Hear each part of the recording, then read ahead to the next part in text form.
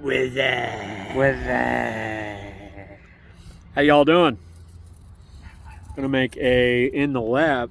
Back in the lab. Oh, not a good look. Not a good look at all. Anyway, we're gonna do a little thing about passing today. We're back in the lab again. Sun went away, so but we'll still stay out and play. We've already buried a number of jumpers because we've been practicing what we preached in our last video, haven't we, Damien? Yes. You meant that so much you said it 3 times. Yes. So that's what we've been doing. We've been practicing that. So I'm going to show you a little bit about what we do on a practice when we're practicing. When we're practicing on passing. It isn't so much that you want to just get 2 lines and just practice pass. I mean, that's what you do at a very, very low level. If you've got people that are going to go and play in games, whether it's, in Special Olympics we have special skills, that's what they do. 3-on-3 to some degree at a low level, that's what they do. But if they're going to be playing in games, we have to actually put them into game formation. How do we run an offense? So what I do, we play a 5-out offense on 5-on-5, and we play more or less a give and go.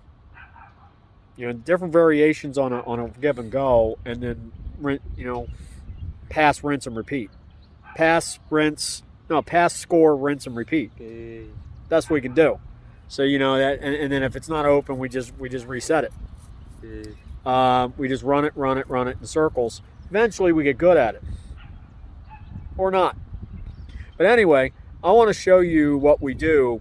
It's like first one's going to be on a baseline kind of thing. So my trusty sidekick. Are you my trusty sidekick? Yes. Enthusiasm, right? So anyway, he's going to be my sidekick. And what you'll see a lot of times is triangles. I don't run the triangle. It's too difficult. But you'll see that that's where the angles are. Okay, so he's gonna be in the corner. He's gonna pass to me. He's gonna come up the baseline, and we're gonna do that. This is low production value, so I'm gonna constantly be moving the camera, and this is just gonna be loads of fun. You're just gonna have to pretend with me, right? Welcome, neighbor. Won't you be my neighbor? It's the best I got. All right, so let's see how this looks. Yeah, there we go. That's almost good enough. So let's see if we can get, stay right there. Yeah, Damien's gonna be here. I'm gonna be over there. So come on over here, buddy.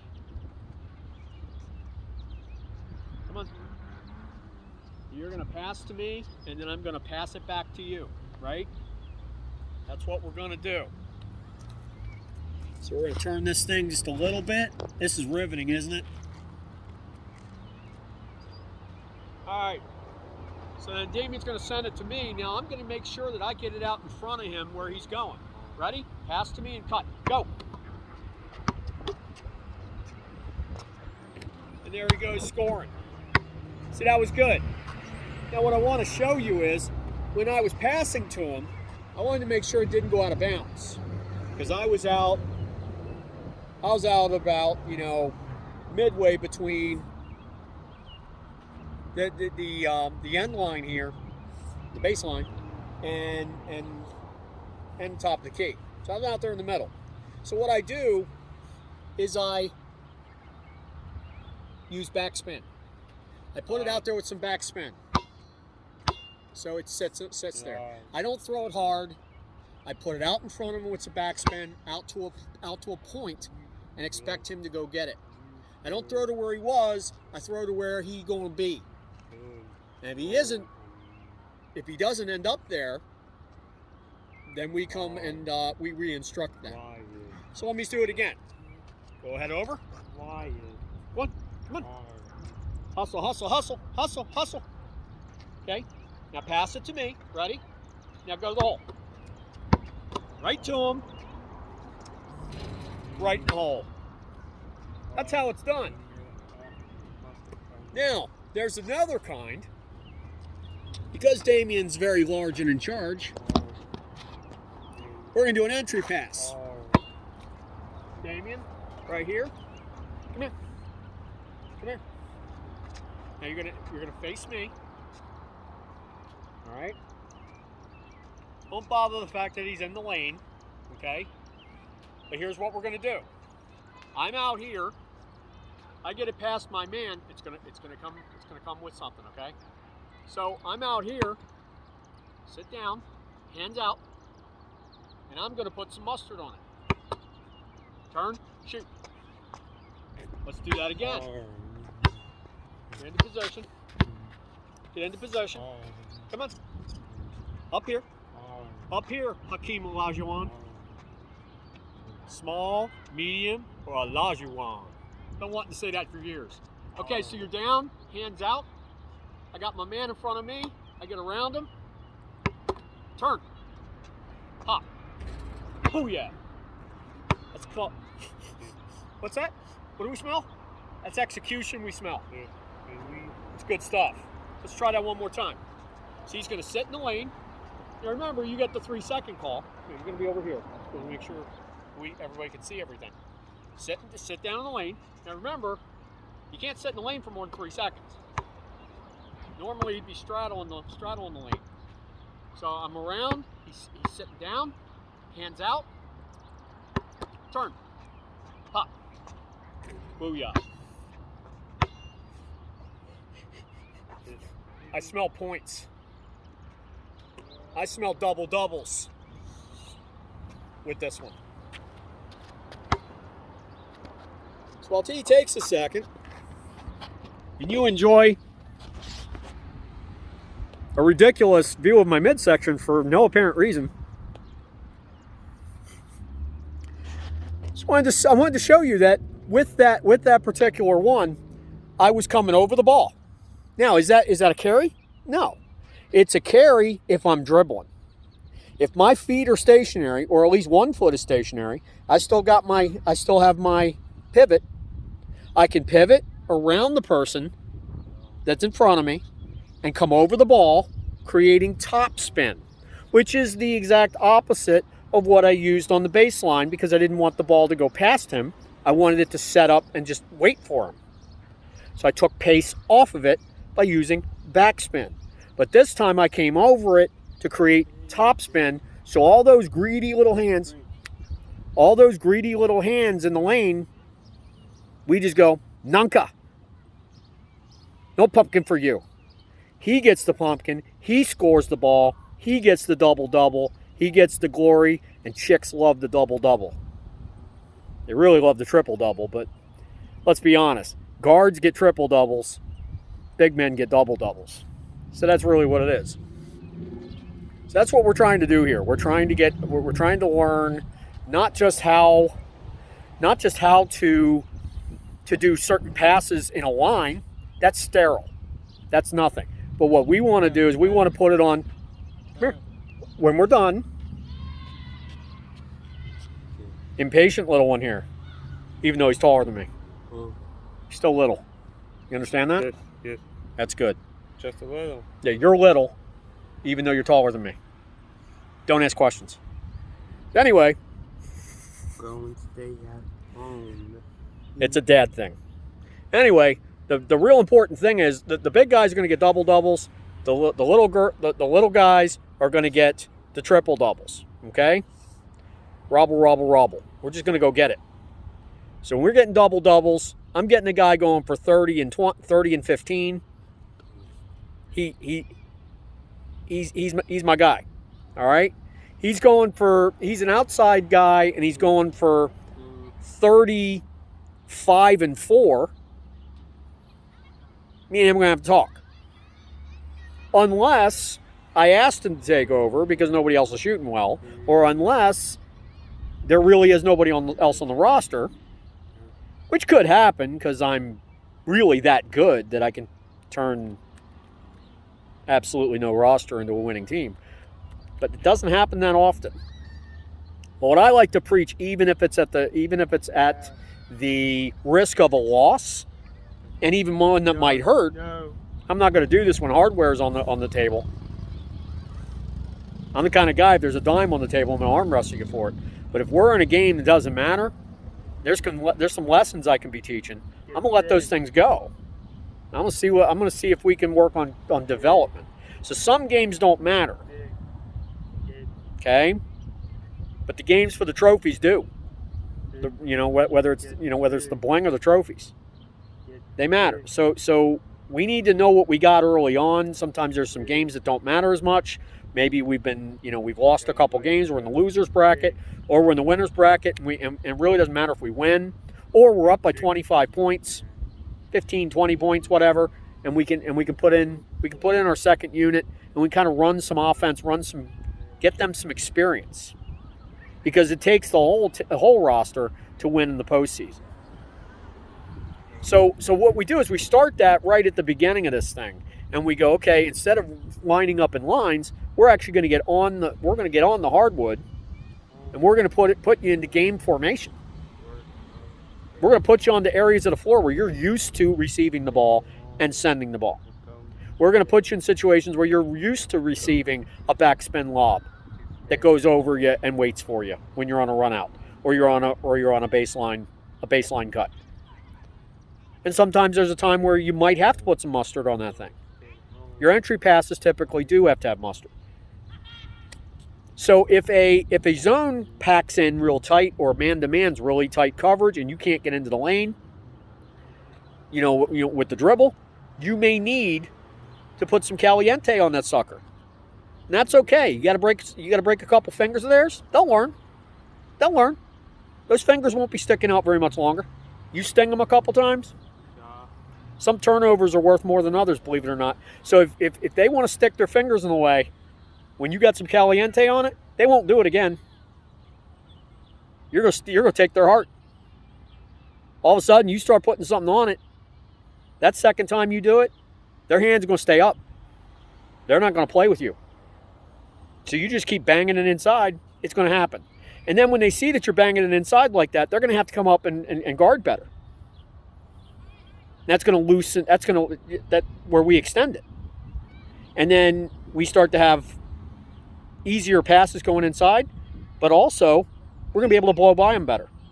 Because if they play off you, you really can't drive into the lane. But if they come out on you, because you're putting that caliente on it, now see, they got to guard both. So we teach them, whatever they do, we do the opposite. We mix it up. Be ready for everything. So they come at you, you blow by them. Because we practice ISO. They stay back, we fire it in there with some caliente. Or we shoot over them. Depends what we got going on. If we're shooting like Scud missiles, we're going to have to penetrate. We're going to have to penetrate with passing. We're not going to be able to shoot over it. And that's what coaching really gets down to on an offensive level, is teaching game situations, starting from the very beginning, the conditioning aspect of training camp, which I affectionately call Camp Cupcake every year. There will be running. Oh yes, there will be running. You get into shape, and then you start getting out on the areas of the floor that matter. You don't run drills in lines, except for maybe a layup drill. You get out in space, and you start working the space that you would normally be working, and this is something that comes back to you, and it comes back to you in diamonds, not spades. Okay? It's an investment that pays dividends very, very quickly, and the comfort level gets better. Everything starts to work better. So they feel what it's like to be in certain parts of the floor. Then you install the defense. You put the defense out there. They still know what they're doing. You start installing things a little bit at a time, in the Special Olympics or special needs people that I'm working with. I think it's good with anybody. But you absolutely have to do it on a micro skill level with the special needs athlete. Because you need to build these skills pieces at a time, construct them like Legos. And then they're all over it, because then their repetition that they do automatically, that neurotypical kids can't seem to do, works to their advantage. So then once you got them up off that baseline of information, that where they're used to doing certain things, now the repetition takes over. They become the superior athlete to the neurotypical kid. And that is going to be that's going to be something controversial, but I'm telling you, it's there. If I get a kid with some athletic ability, and that kid is willing and able to put in the time to get the repetition, that synaptic resistance is worn down, and they are able to then make habit, they become superior. They can become superior in habit. They may not be superior physically. If you get two people that are similar physically, and you then get that special needs athlete to that level, they become a better basketball player, not a better athlete. And that's what wins games. All right? So we put them out in space. We put them where they belong. We don't just run them in sanitized drills that just, they don't really help you. We simulate pieces of the offense and run the drills accordingly. We teach spin. We teach restraint. We teach bounce pass entries. We teach when you lob, when you don't. And then when we're teaching the dribble penetration, we teach that you just don't give it up. Make them make the first decision. Make the defense make the first decision. And then you got your peeps. And because it's well drilled, you got people coming down the baseline, coming in through the baseline. You got people coming out from the front. Wherever it is that you need, you got people making cuts for you because you drew the big man. He thought he's going to be studly and stuff you because he's 2 feet taller than you, and you're going to use him to your advantage because you have court vision and you're used to making all the passes and all the decisions, whether it be shoot, pass, dribble out. Is this good stuff? Booyah. So let's go back over to Laughing Boy over here. Hey, Damien. Did you like my lecture? Yes. Was it cool? Yes. Yes. Are you just saying that? Yes. Exactly. Well, I hope this was fun. I hope this was helpful. Get you a little bit inside the mind of a coach. And it's really, really difficult. We're coming out of this pandemic now, but it is really difficult to synthesize a training camp environment when it's me and Homie Claus over here. It's very, very difficult. Okay, but we do piece by piece by piece. This kid's doing pretty well. He's 19 years old. He's come so far. The one thing that's really giving him trouble is he shoots like Moses Malone. He kind of pushes the ball.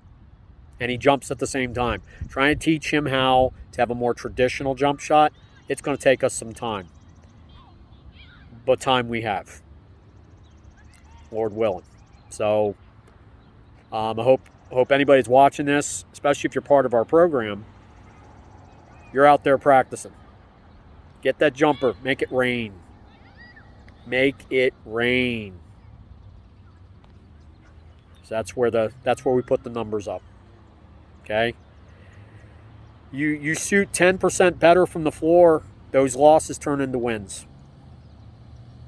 Okay? And those wins turn into opportunities to rest halfway through the second half. They're valuable. All right, so that's all I got for you. We give homage to the Great Pumpkin. With all apologies to Snoopy and the gang. This is the Great Pumpkin. All right, I'm going to let you go because I'm just kind of running. I'm kind of running a little long here. It's been a while. I missed you guys, so please put some comments in there. Just some discussion would be good. You got some ideas that would be better. You think that what I say is substandard or shall we say sucks? Have at it. But I will return fire. Nicely. Keep it nice. Keep it pithy, but keep it nice. And I will be hollering at you soon. Please like, comment, subscribe, hit the ringy dingy, say all, and then share far and wide because sharing is caring. More sharing is more caring and is greatly appreciated. Peace out, me homies. See ya.